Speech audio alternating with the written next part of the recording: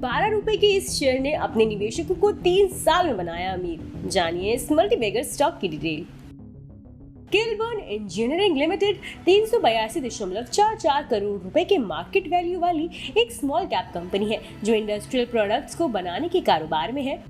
पिछले 3 सालों में इस शेयर ने अपने निवेशकों को करीब 740% का रिटर्न दिया है। वहीं पिछले 20 सालों में इस शेयर ने अपने निवेशकों की संपत्ति को करीब 85 गुना बढ़ा दिया है।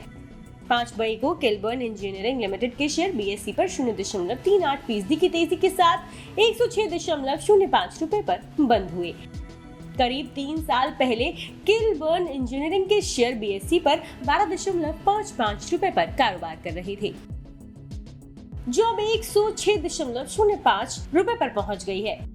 इस तरह पिछले 3 सालों में इस शेयर की कीमत करीब 745% बढ़ी है। इसके मुकाबले सेंसेक्स इस दौरान सिर्फ 95.04% बढ़ा है। इसका मतलब है कि अगर किसी निवेशक ने आज से 3 साल पहले किलबर्न इंजीनियरिंग के शेयरों में 1 लाख रुपए लगाए होते और आज तक उस निवेश को बेचा नहीं होता, तो आज उसके 1 लाख रुपए की वैल्यू 745 गुना बढ़कर 8.45 लाख रुपए हो गई होती। किलबर्न के शेयरों में बीएसई पर कारोबार आज से करीब 21 साल पहले शुरू हुआ था। उस समय इसके शेयरों की प्रभावी कीमत बस 1.24 रुपए थी, जो आज बढ़कर 106.05 रुपए पर पहुंच गई है।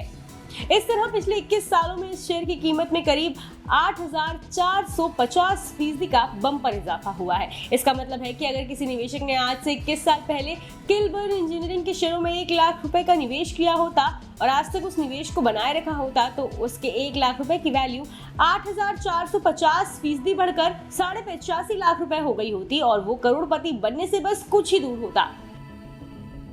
बता दें कि यहाँ मुहैया जानकारी सिर्फ सूचना ही दी जा रही है। मार्केट में निवेश बाजार जोखिमों के अधीन है। निवेशक के तौर पर पैसा लगाने से पहले हमेशा एक्सपर्ट से सलाह लें। मनी कंट्रोल की तरफ से किसी को भी पैसा लगाने की यहाँ कभी भी सलाह नहीं दी जाती है।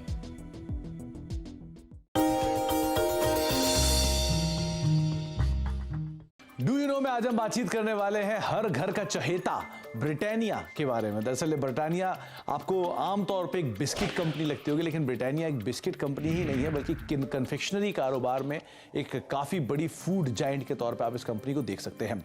इस कंपनी की शुरुआत 130 साल पहले हुई थी और करीब 295 रुपए में उस समय पर इस कंपनी की शुरुआत की गई थी। सेंट्रल कोलकाता के एक छोटे से घर में इसकी शुरुआत हुई थी और वहाँ से धीरे धीरे एक्सपैंड करते करते आज इतना बड़ा स्केल आप ब्रिटानिया का देख रहे हैं।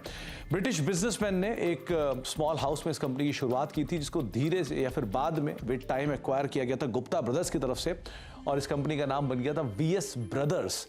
लेकिन विद टाइम इस कंपनी में मल्टीपल चेंजेस हुए ओनरशिप को लेकर, जिसके बाद और फेरबदल हुआ और एक ऐसा भी समय आया 1979 में जबकि नेबिस्को ब्रांड, जो ओरियो के एक संस्थापक के तौर पे जानते हैं, जिनको आप ओरियो बिस्किट को अगर आप जानते हैं तो वो नेबिस्को की ब्रांड रहे हैं, उन्होंने इस कंपनी को एक्वायर कर लिया था। एक मेजर स्टेक करीब 27-28% के आसपास स्टेक वो इस कंपनी के अंदर ओन करते थे।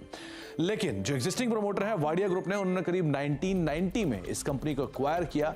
तो आप अंदाजा लगा लिए करीब 3 दशक से ज़्यादा का हिस्सा जो है वो एग्जिस्टिंग प्रमोटर्स के पास इस कंपनी का है।